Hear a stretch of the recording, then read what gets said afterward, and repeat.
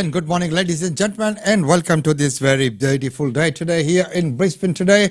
25 degrees and mostly sunny, and it's looking gorgeous out the window there today. Well, it's been all about the budget. Well, it's all been about Diwali as well lately. There's been lots of Diwali functions happening. Well, moving on today, let's take a look at what's been happening in terms of the budget. The budget's been delivered. Here's a cross-section of what it means for us. We will look at in depth over the coming days as well. First, here's a snapshot of what you need to know tonight. We're going to start with the outlook on the economy, which really frames this whole budget.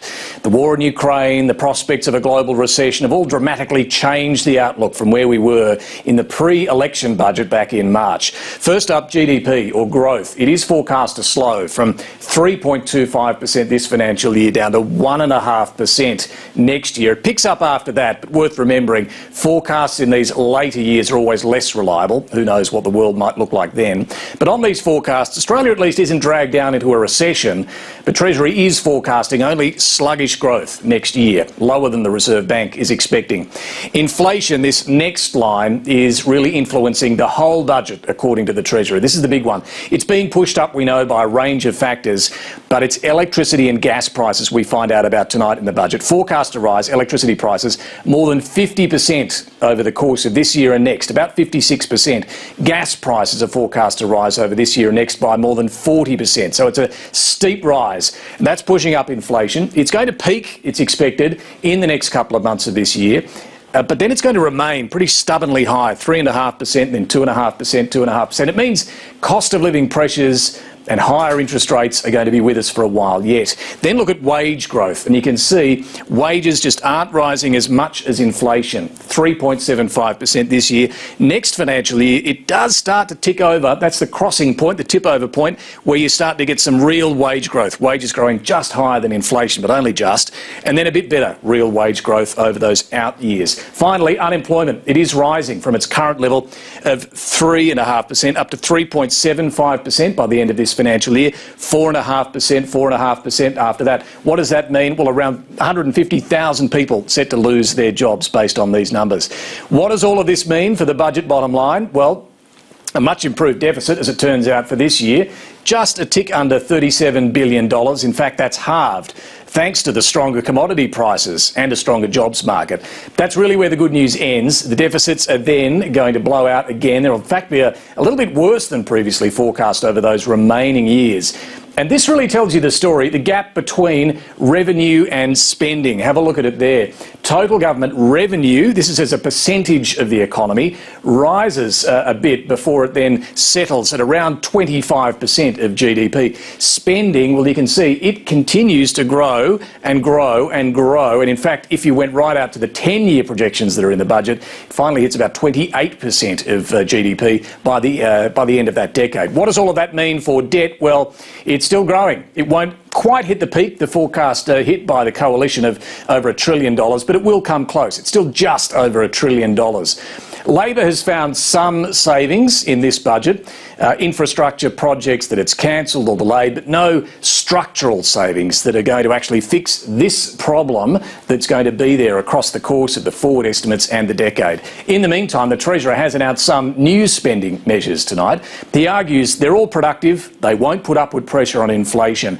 There's increased subsidies for childcare promised at the election. They don't kick in until mid-next year. Paid parental leave will increase to 26 weeks, but only gradually. It won't cost the budget that much over the course of the 4-year forward estimate's only $530 million. There's Labor's promise to lower the price of prescription medicines, $756 million. A pretty modest plan to work with the states and the super funds to provide more affordable housing, but again, not until 2024. New infrastructure spending as well of $9.6 billion. Now, the Treasurer says he'd love to be in a position to spend more, but he doesn't want to do anything that's going to put even more pressure on inflation and interest rates and drag down real wages even further.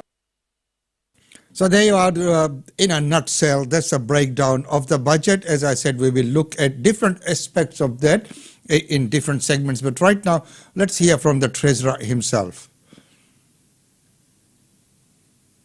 Deliberately keeping wages low is no longer federal government policy. Our new government has already acted to get wages moving again. First, for the lowest paid Australians, supporting a pay rise for about 2.7 million workers on the minimum and award wages. The majority of them are women. Next, by supporting a wage increase for aged care workers. Again, mostly women. Next, by making it easier to implement our agenda for a stronger and more resilient economy, by making it easier for parents to earn more with cheaper childcare, training more people for higher wage work, investing in the industries that create secure, well-paid jobs, and fixing the broken bargaining system. Because the hard truth, Speaker, is that our economy wasn't delivering like you needed it to, and it isn't as resilient as we need it to be for the challenges that we face together. Too much of our potential has been wasted, and the costs of that are clear, with falling real wages and flatlining productivity and widespread skills shortages, and too many Australians denied the opportunity of a better future. The Jobs and Skills Summit that we hosted with the Prime Minister was all about bringing people together to help reverse these trends, finding consensus on the challenges and common ground on the solutions. And we agreed there that full employment, productivity growth and equal opportunities for women should be core objectives of government policy. And we know the key to this is quality investments in the capacity of the Australian economy and the capabilities of the Australian people. So, Speaker, this budget builds a stronger economy, more resilient, more inclusive and more modern. So there you go. That's what the Speaker has said. Well, right now let's hear from Peter Dutton and see what he has to say on the budget. The government said only a matter of 6 months ago on 97 occasions that families would see a $275 reduction in their power prices, and now being told it's a 56% increase. So for people on fixed incomes, pensioners, self-funded retirees, they are really, really copping it in this budget. And it is a grim budget. And I worry for those families who are already struggling with an increased mortgage payment, who are struggling with increased prices at the Bowser, at the checkout at their grocery store, and now they're being told by a government the complete opposite of what they were told before the election. We inherited on electricity prices, for example. You'd be aware that before the election, the energy prices were due to go up by 20%. They actually introduced a changed regulation to keep that information from the Australian people, an extraordinary act prior to the May election. So that increase had been baked in and hidden from the Australian people. And I believe it's a budget that Australia needs. It's a budget that's right for the times. We live in an uncertain world. There's inflationary pressures that we have to deal with, and this is a budget that had responsible investment, fulfilled all of our commitments. And I think a lot of Australians thought they heard the Prime Minister say before the election that he had a plan to deal with the cost of living pressures. Everybody knew about the Ukraine war. The $275 promise was made knowing all of the settings that the Ukraine war had already started. I mean, in Question Time yesterday they were carrying on about, well, they can't honour the $275 commitment, even though they promised it 97 times because of the Ukraine war, but it started before they made the promise. So there you go. That's that argument that the Ukraine war had started even before they had made the press. Let's hear from our Shadow Treasurer now. Angus Taylor, welcome. One of the things that the Treasurer said today, you were in the lockup, but I think you didn't see his press conference. He said he's open to the idea of intervening on gas prices. Would you support that, given how high they are? Well, the starting point is that what we've seen in the budget is Labor saying that electricity prices are going to go up by 50% in the next several years, and gas prices going up by 40%. That's a major breach of an election commitment. They promised that they would go down by $275. Circumstances outside of their control. Well, yeah, election commitments are election commitments, though, Sarah, as you know. Outside circumstances are also real. The war in Ukraine is real. Well, they had an opportunity. The war in Ukraine happened before the election, and they could have changed their policy, and they didn't. So it was their policy going into the election, and they've broken that commitment. Now that they've broken it, they've got to try and fix the situation, and we'll look for ways to support them. The fastest way to get the gas price down is to get more supply into the domestic network. That's always been true. We saw that work ourselves. So I don't think we should be having an argument about gas supply because, of course, there's plenty of gas in Australia. It's just that most of it goes overseas. But let's talk about what he's proposing. And you've just said you're open to supporting it. You would be open to some kind of mechanism to drive down prices in Australia, something like the gas reserve policy in WA, for example. Well, look, Sarah, we haven't seen any proposal, and I'm not going to speculate or comment on. But on principle, you're open to the idea of something that handles directly, is targeted at these gas prices. Well, my starting point is to get more gas into the domestic network. That's the key. And we've seen when that happens, whichever country it's in, whether it's in the United States or here, in both cases, we've seen the domestic price move away from the international price. We've seen that when we were governing, and it works. Now, that's always going to be our starting point. Now, if Labor has a different proposal, we'll consider it, but we haven't seen any proposals, so we're speculating at this point. One of the other big things to come out today was the prospective increases in the NDIS. I don't know how closely you looked at those when you were in the budget lockup on your side. Would the NDIS have been targeted by a Liberal Party razor gang were you still in power? Well, look, again, we're speculating. We're not in government. The Labor Party obviously is in government. I think, though, our starting point with this budget is that the real test for it is whether Labor was going to deal with the cost of living pressures Australians are facing, and they didn't. It's very clear. If you're a typical Australian household, you're not going to see any improvement of your situation between now and Christmas. In fact, a typical family... All right, I did just ask you about the NDIS. We can come back to it in a minute. Stay where you are for the moment. Okay. Would you support targeted rebates to households on price? Look, what we want to see is Labor keep their election commitments. They committed not only a reduction of $275 in electricity prices, they committed also to relieve cost of living pressures on Australians. They committed to improvement in real wages, and yet we look at this budget and it's delivering none of that. Now, there are many different ways you can try to deliver those things. I think there's some ways better than others, but it doesn't matter. They were election commitments, and they're not being kept in this document. Let's come back to that's the disappointment, I think, for me, and I'm sure it's a disappointment for many Australians. Let's just come back to the NDIS because the numbers are extraordinary. I think Jim Chalmers just mentioned future costs in the realm of hundreds of billions of dollars was the figure that he used. What should be done about the NDIS? It's a program that has bipartisan support. What do you think should be done to bring those costs under control? Well, it is an important program, and we had to deal with the spending pressures when we were in government. They were growing fast, and you need to, in a budget, look at them as part of a broader aggregate of spending and make sure that your spending is growing more slowly than your overall economy. Now, better to have the economy growing fast, and that way you can manage your spending in a sensible way at a level lower than your economic growth, and you can improve your budget situation. But are you now, concerned? NDIS is one of many issues. It looks like it's the biggest. So, are you concerned about the quantum, about the idea that it could grow by hundreds of billions, or let's say we counted 100 billion we could see over the forward estimates? What should be done? Well, it needs to be sustainable. There's no question about that, and we'll work with Labor on ensuring that it is sustainable. I mean, I think that's something where there is real potential for both sides of politics to work together. We're doing very well. We've got bipartisan support on fixing the gas prices and on the NDIS. These are magic times that we live in. I just want to talk to you about the regional grant funds.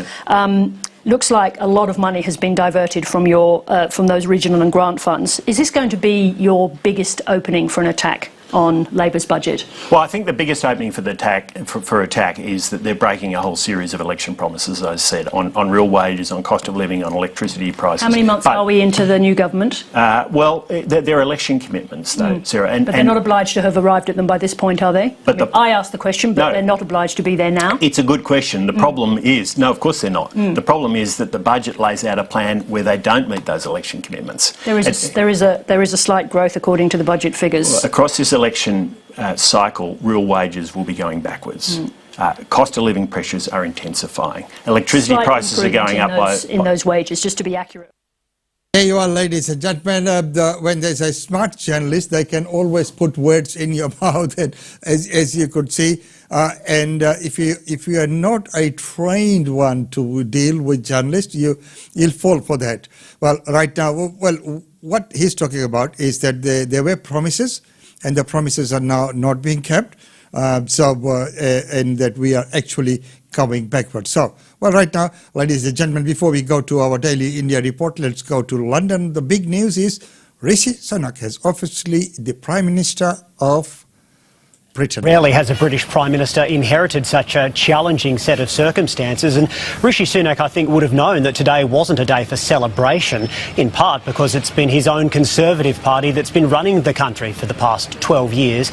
But he did have his moment at Buckingham Palace a little earlier with the King when he was formally asked to form a government and appointed as the Prime Minister. And of course it was the Queen with Liz Truss just 7 weeks ago doing the same thing. Hard to believe it was that time frame given how much has changed. Later on, we saw the Prime Minister come here to number 10 with a pretty grim face, speaking about the challenges ahead. He said that this was a profound economic crisis that people were facing with rising inflation over 10%, people struggling to heat their homes. So he knows he needs to keep supporting households, but at the same time, he knows he needs to assure financial markets that he can actually pay for the promises that his government is making. So that could mean tax rises and cuts to public spending. Of course, it was Liz Truss's own unfunded tax cuts which ultimately cost her premiership, and Rishi Sunak told the press here earlier that he's already beginning fixing those mistakes. She was not wrong to want to improve growth in this country. It is a noble aim, and I admired her restlessness to create change. But some mistakes were made, not born of ill will or bad intentions. Quite the opposite, in fact, but mistakes nonetheless. And Liz Truss has now left number 10 Downing Street. Earlier today, she walked through that famous door with her family for the last time. In her departing speech, she said that she remains more convinced than ever that the country needs to be bold, and really she used that speech to justify many of her actions as the Prime Minister. Now, some of Liz Truss's supporters have been allowed to stay in Rishi Sunak's new cabinet. Others have been dumped, but the new Prime Minister knows he does need to unite the Conservative Party. And really, MPs know they have little choice but to get behind him now. The public has just taken such a dim view of all the chopping and changing here at number 10 that many Conservative MPs know they wouldn't have a job if an election were to be held anytime soon. Well, if the elections was to be held anytime soon, that would change things a little bit. Well, ladies and gentlemen, right now it's time to go to our daily India report. Welcome to the Daily India Report that brings you reports, interviews, features and more on India and the Indian diaspora.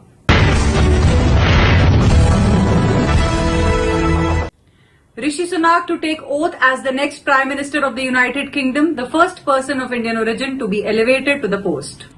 Rishi Sunak will become Britain's first Prime Minister of colour today after he won the race to lead the Conservative Party, tasked with steering a deeply divided country through an economic downturn set to leave millions of people poorer. One of the wealthiest politicians in Westminster, Sunak, 42, will become the country's youngest leader in modern times, and it is third in less than 2 months as he takes over during one of the most turbulent eras in British political history. He replaces Liz Truss, who only lasted 44 days before she said she would resign, needing to restore stability to a country reeling under years of political and economic turmoil and seeking to lead a party that has fractured along ideological lines. Indian Prime Minister Narendra Modi congratulated Rishi Sunak on being appointed as the new Prime Minister of the UK. In a tweet, Modi said he looks forward to working closely together on global issues and implementing Roadmap 2030. He also extended special Diwali wishes to the living bridge of UK Indians as India and UK transform historic ties into a modern partnership. The multi-millionaire former hedge fund boss will be expected to make deep spending cuts to try to rebuild Britain's fiscal reputation just as the country slides into one of the toughest downturns in decades, hit by the surging cost of energy and food. A recent mini budget by Truss, which triggered her downfall, pushed up borrowing costs and mortgage rates and sent investors fleeing. British government bonds rallied aggressively in the run-up to Sunak's victory and extended their gains on October 24th.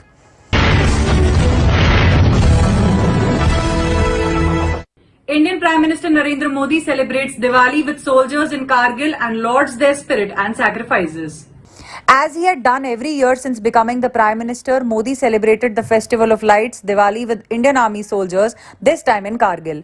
In a tweet from his office, photos were shared soon after he landed in Kargil in Ladakh. It read, Prime Minister Shri at Narendra Modi has landed in Kargil, where he will celebrate Diwali with our brave soldiers. The meaning of Diwali is the end of Atank, and Kargil made it possible, he said while addressing the soldiers. In Kargil, our forces crushed terror. I was fortunate enough to be a witness. I was shown my old photos here and I am grateful for that, he added, stressing that Kargil was never lost to Pakistan. Modi was speaking in reference to the 1999 Kargil war against Pakistan. I bow towards the spirit of the armed forces of India. Your sacrifices have always made our country proud. It is because the armed forces are protecting our borders that every citizen in India sleeps peacefully, PM Modi underlined. Modi emphasized the vision of a new India as not just a country but a mixture of sacrifice, love, compassion, talent, courage, valor and wisdom. Civilizations emerged and perished in world history, but India has risen after every possible challenge. He said a nation becomes immortal when the brave soldiers of that country have immense faith in it.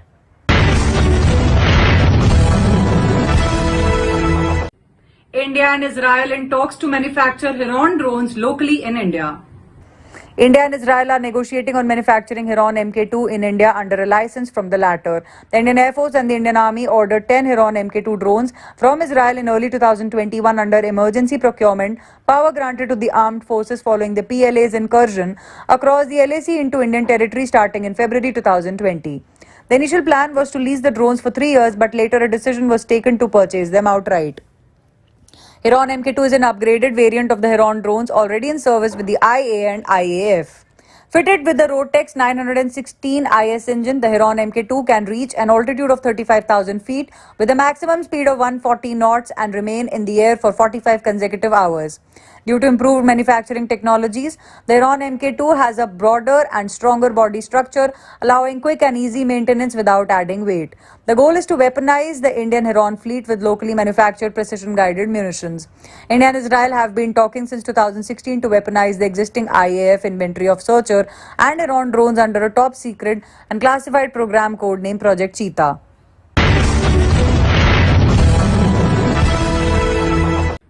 US President Joe Biden thanks Asian American community for making Diwali celebration a joyous part of American culture. US President Joe Biden thanked the Asian American community in the US for making the Diwali celebration a joyous part of American culture. He greeted more than 1 billion Hindus, Jains, Sikhs and Buddhists celebrating the Festival of Lights in the United States, India and around the world on the occasion of Diwali on October 24th. During a reception to celebrate Diwali at the White House, Biden said, "We are honored to host you." This was the first Diwali reception of this scale in the White House ever to be held. Biden said the US has more Asian Americans than ever before in history. He said, as we host the official White House Diwali reception, we are honored to light the diya, surrounded by members of the most diverse administration in American history, led by Vice President Kamala Harris, the first Black American and South Asian American to become Vice President of the USA. Biden thanked for the optimism, courage and empathy demonstrated by the incredible South Asian community all across America. Several Indian Americans from the Biden administration were present at the event.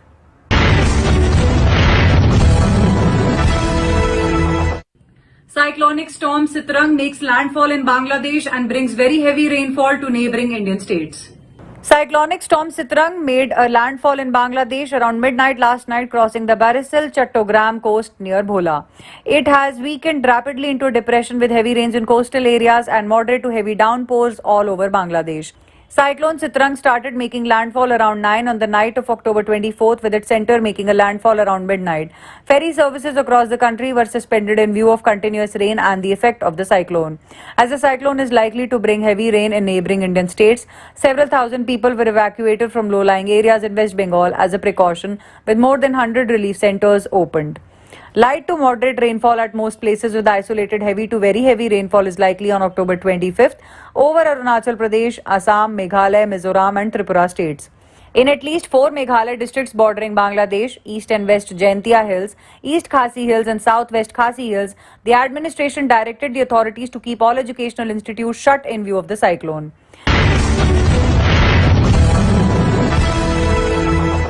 Sensex surged over 524 points in 1 hour of Muhurat day trading on the auspicious day of Diwali.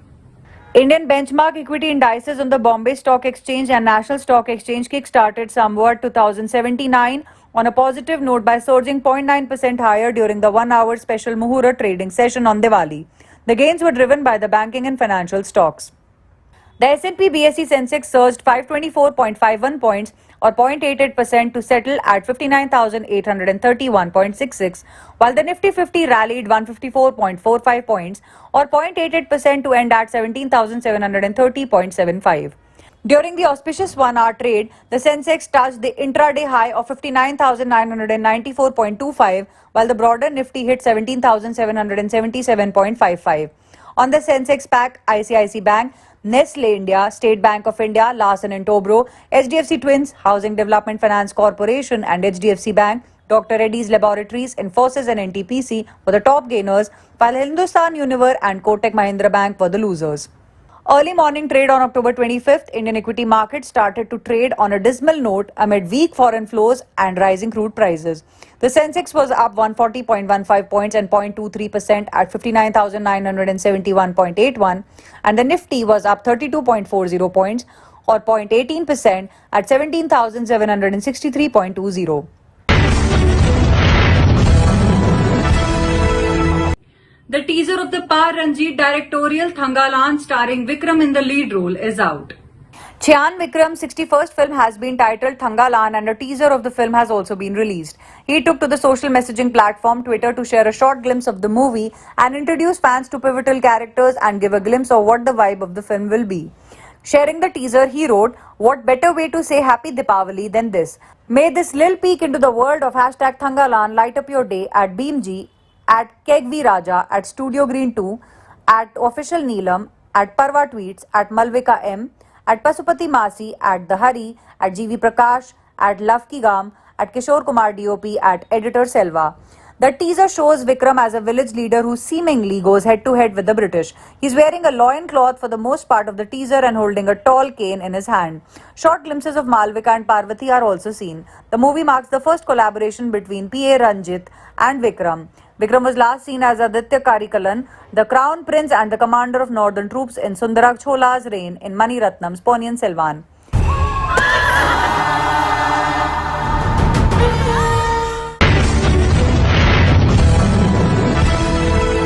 Known for his family drama, Suraj Barjatia is trying a different genre with his upcoming film Uchai. The first song of the film, titled Keti Ko, has been released by the makers.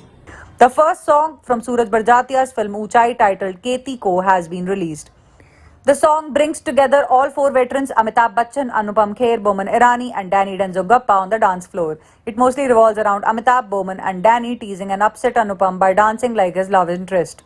They are also seen wearing the traditional Nepali caps as they shake a leg together. Keti Ko is sung by Nakash Aziz with music by Amit Trivedi and lyrics penned by Irshad Kamil. Rajiv Sundaresan, Suhas Sawant and Arun Kamath have also joined the lead singer in the song. Uchai is the story of four friends who stick through thick and thin. As Danny's character dies after sharing his dream of climbing Mount Everest, the rest three go on to fulfill his dream after his death. Pariniti comes on board to train them for their task and eventually they make it possible with Neena and Sarika too in the company. This is also the first time Suraj Barjatia travelled far and wide for the film. It was shot in Kanpur, Agra, Gorakhpur and Uttar Pradesh and even the snow-capped Himalayas. Uchai is the 60th film made under Suraj Barjatia's Rajshri Productions and is scheduled to release in theatres on November 11th. It is written by Sunil Gandhi and produced by Suraj Barjatia, Mahavir Jain and Natasha Malpani Oswal.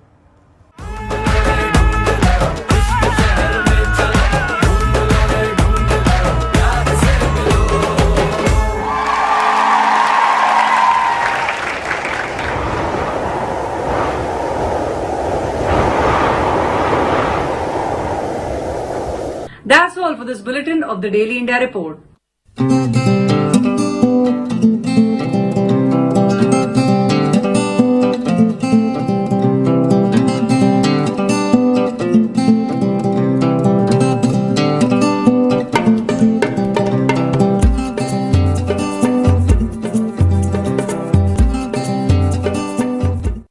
And thank you very much for that Daily India report, Ankita. That's a beautifully presented report. There's so much that's happening out there.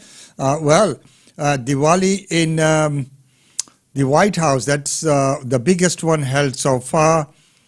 Rishi Sunak becoming the Prime Minister of England, and of course the cricket win by India team in Melbourne. It's all happening. So, ladies and gentlemen, I'd like to show the functions and events that are taking place in Brisbane at the moment.